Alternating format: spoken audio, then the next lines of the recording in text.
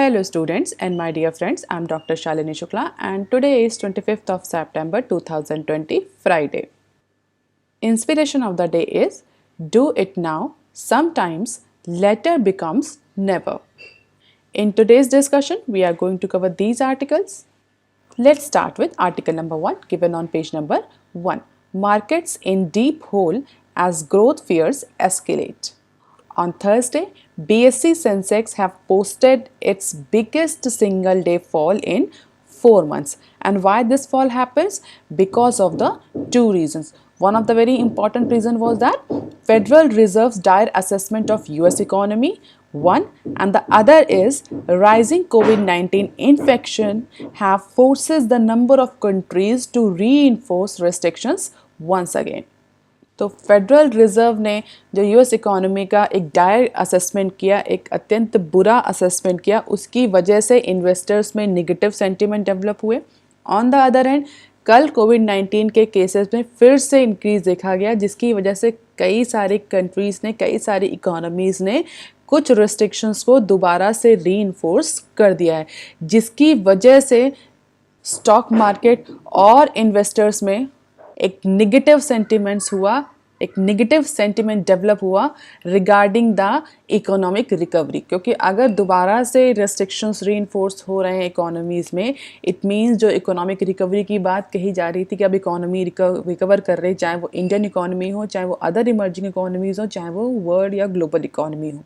But अगर दोबारा से इन्फेक्शन कुछ बढ़ रहा है और कुछ इकोनॉमीज़ रेस्ट्रिक्शंस को रीइम्पोज कर रही, इट मीन्स अभी इकोनॉमिक रिकवरी और स्लो होगी आने वाले टाइम में, जिसकी वजह से शेयर मार्केट में पिछले 4 मंथ के कंपैरिजन में बीएसई सेंसेक्स ने सबसे बड़ा फॉल रजिस्टर किया है. अगर हम बात करें सेंसेक्स की, द सेंसेक्स प्लंज्ड 1115 पॉइंट्स और 3% to end at 36,554. That is its lowest close since July 10 and the biggest drop since May 18. On the other hand, Nifty fell 326 points or 3% to end the session at 10,805.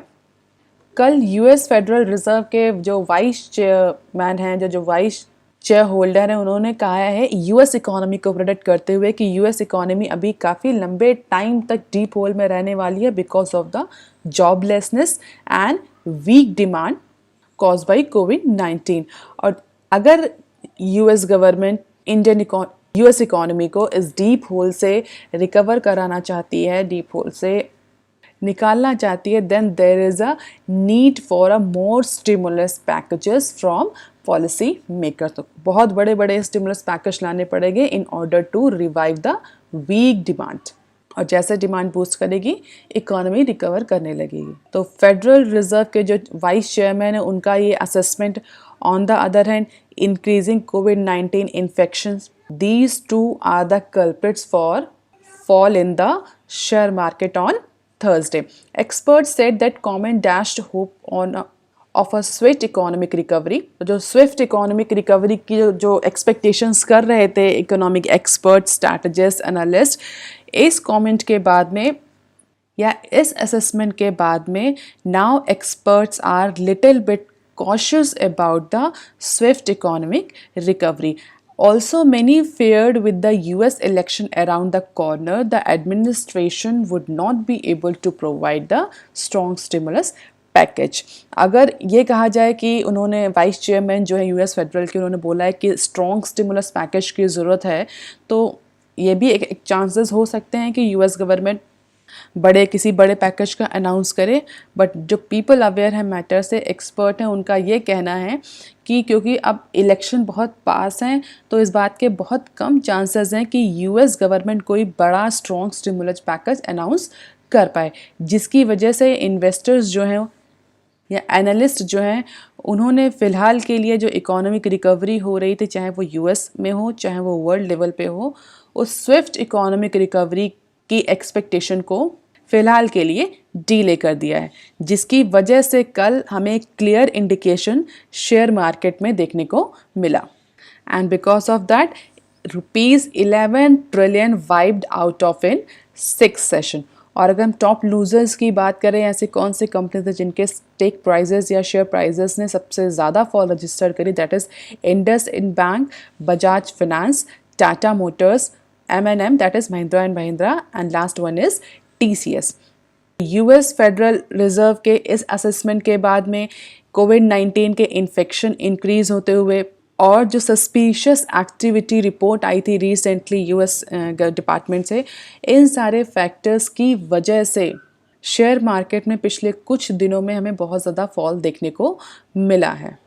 Last week, India's market cap had neared its peak, topping rupees 160 trillion. On Thursday, it stood at rupees 149 trillion. तो हम ये कह सकते हैं बहुत सारे ऐसे national international factors हैं जिसकी वजह से जो स्टॉक मार्केट है इंडिया में, और वो चाहे ग्लोबल या किसी और इकोनॉमी के स्टॉक मार्केट्स हो, all are being negatively affected and registering a fall. अब देख लेते हैं article number 2 given on page number 1. End of the road for Harley India. Iconic US motorcycle manufacturer Harley Davidson will discontinue its sale and manufacturing operations in India.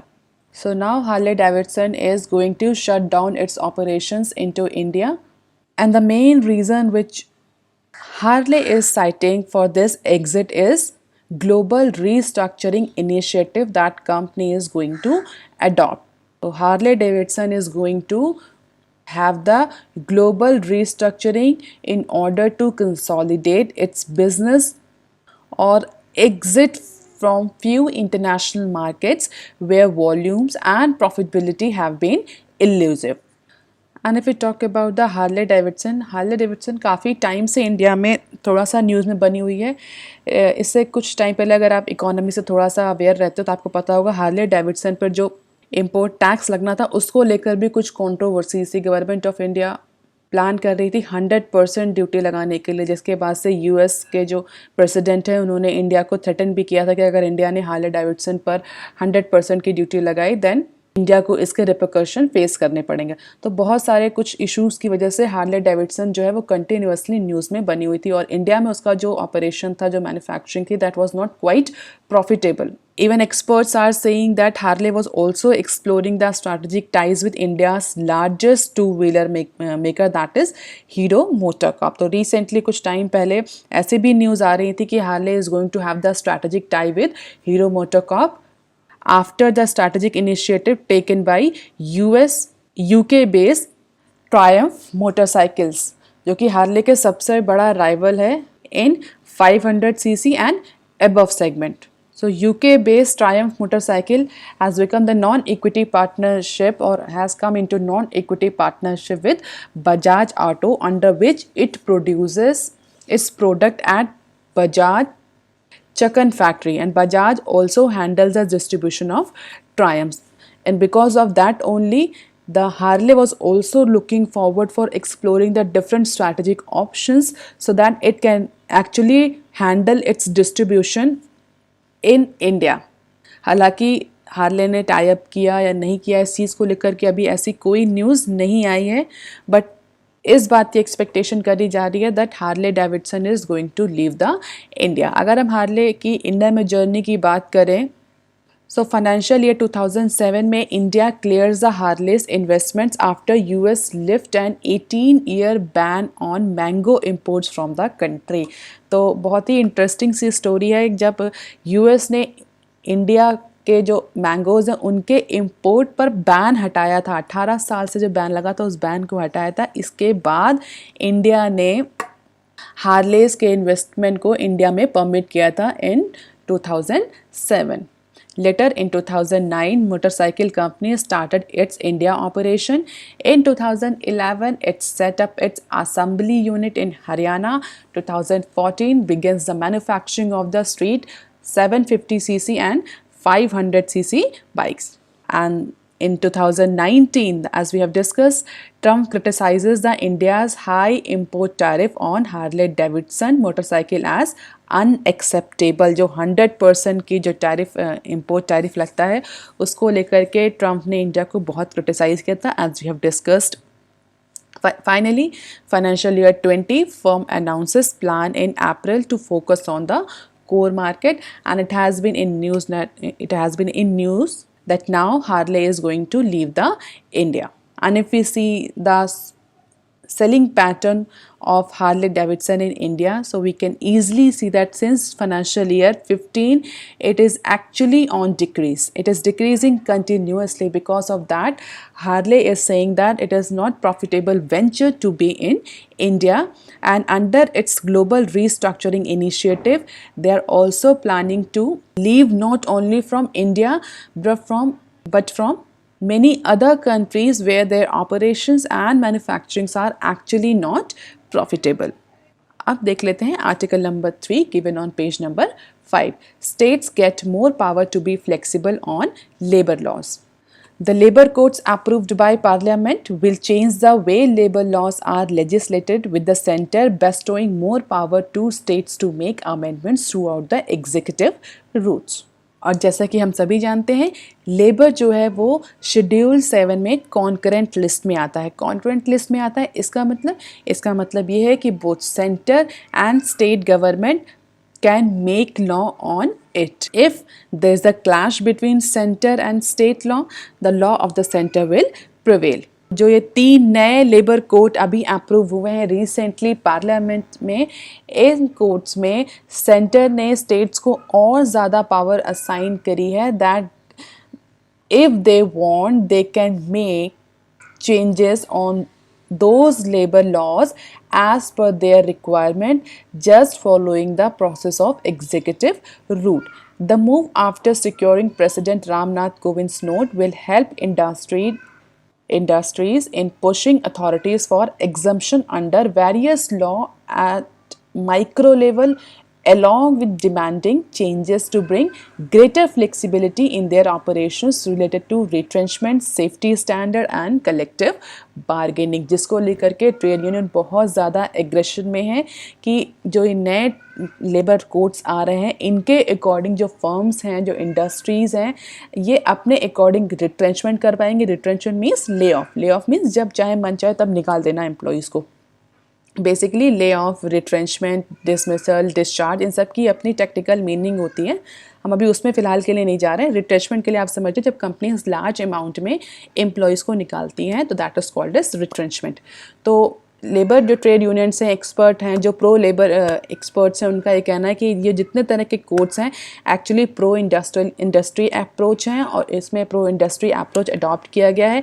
Industries को ज़्यादा authority दी गई है, ज़्यादा power दी गई कि वो अपने according retrenchment कर सकती हैं लेबर का. सेफ्टी स्टैंडर्ड्स को भी अपने अकॉर्डिंग मैनिपुलेट कर सकते हैं. कलेक्टिव बार्गेनिंग, तो इन कलेक्टिव बार्गेनिंग बेसिकली क्या होती है, जब ट्रेड यूनियन कलेक्ट होकर के मैनेजमेंट से या टॉप मैनेजमेंट से किसी पर्टिकुलर इशू पर नेगोशिएशन करते हैं. It may be on salary increment, it may be on safety standard, it may be on working condition, it may be on retrenchment.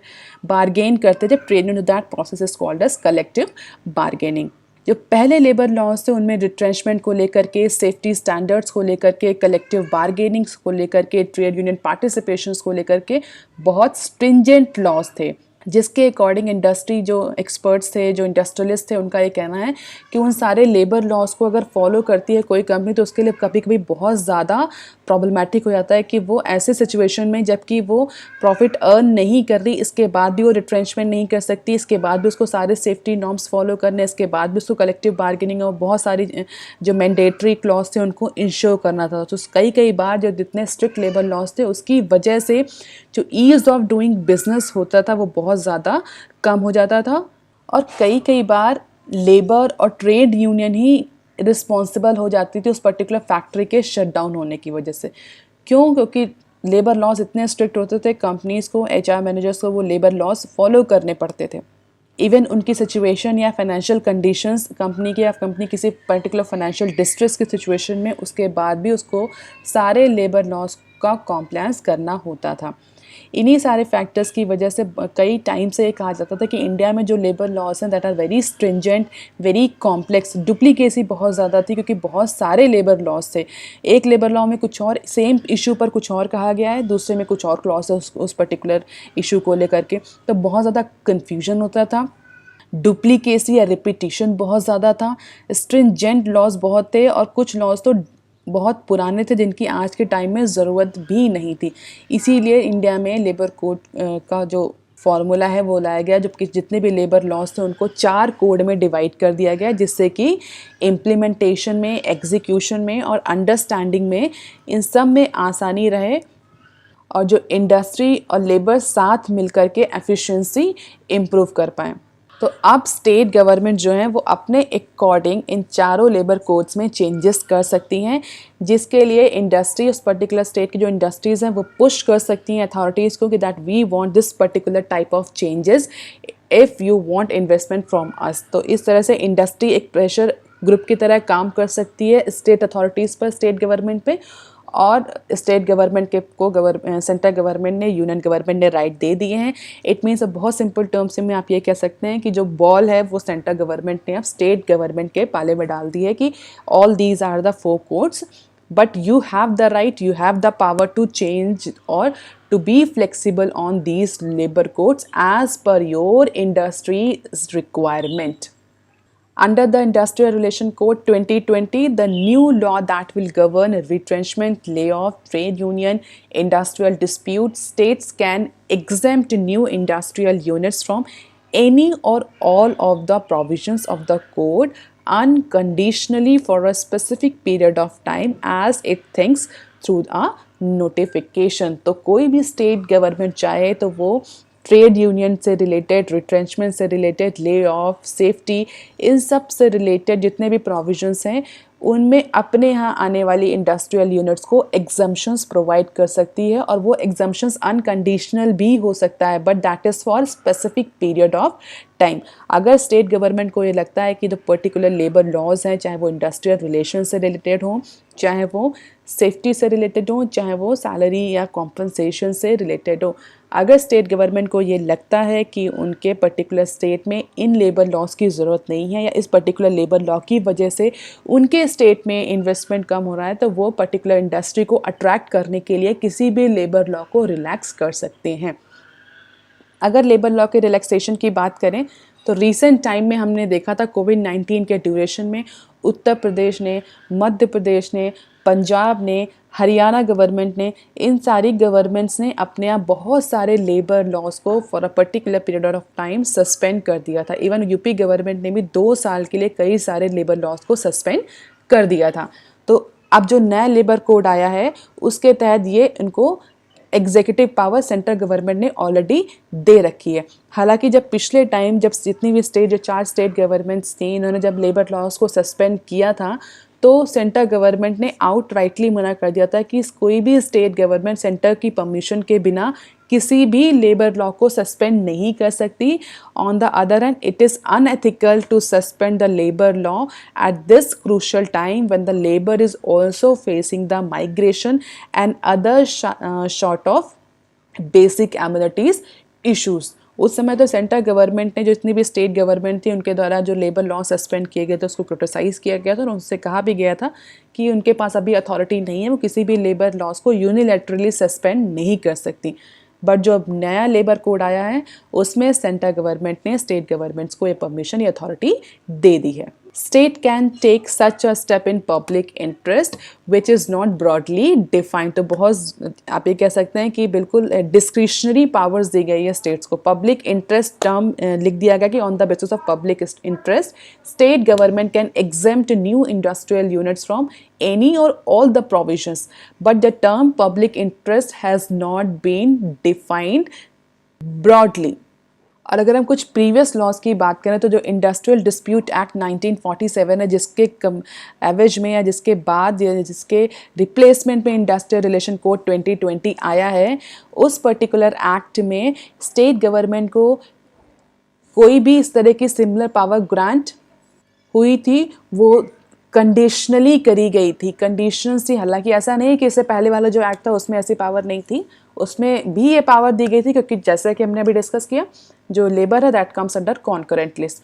तो जो प्रीवियस एक्ट्स थे लेबर कोड पर या लेबर लॉज पर, उनमें भी ये पावर या अथॉरिटी थी स्टेट गवर्नमेंट्स के पास, that authority but that power was conditional.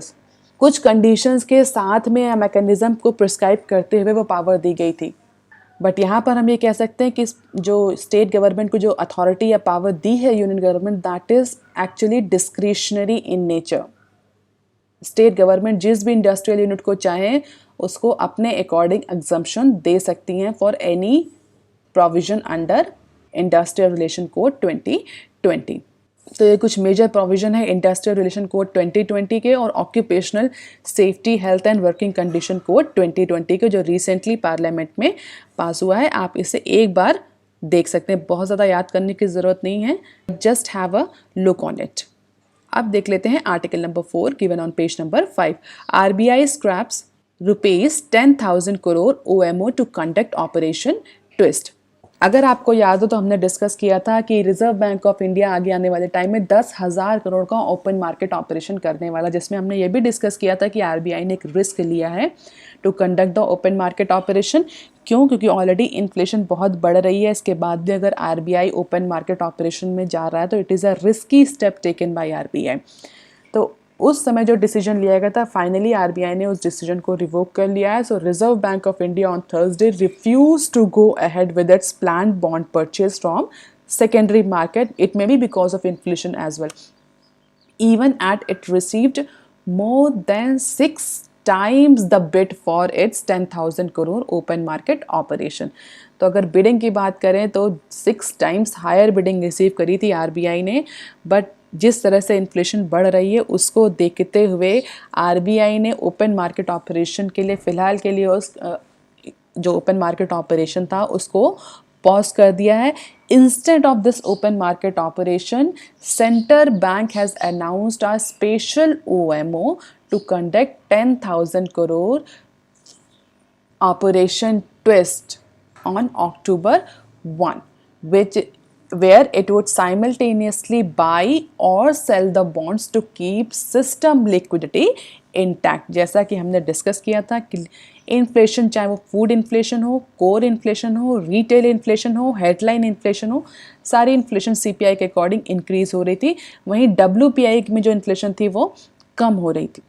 तो WPI इन्फ्लेशन फॉल कर रही थी, CPI इन्फ्लेशन बढ़ रही थी, जिसके बाद हमने डिस्कस किया था कि RBI अगर 10,000 करोड़ के बॉन्ड को परचेस करेगी that will further enhance the liquidity in the market, और लिक्विडिटी जैसे ही बढ़ेगी इन्फ्लेशन फिर से इंक्रीज करेगी। तो फिलहाल के लिए RBI ने क्या किया है, RBI ने ऑपरेशन ट्विस्ट करने का डिसीजन लिया rather than going for open market operation. Straight forward जो ओपन मार्केट ऑपरेशंस हैं उनका थोड़ा सा मॉडिफाइड वर्जन है। अमाउंट सेम है, 10,000 करोड़ का ही अमाउंट है। अक्टूबर 1 को RBI इस 10,000 करोड़ का ऑपरेशन ट्विस्ट करेगी। इसमें क्या करेगी, RBI साइमल्टेनियसली बाई और सेल करेगी बॉन्ड्स को। जिससे क्या होगा, जिससे मार्केट में जो लिक्विडिटी है वो इम्पैक्ट नहीं करेगी, बट फाइनली मार्केट के इंटरेस्ट रेट इम्पैक्ट करेंगे।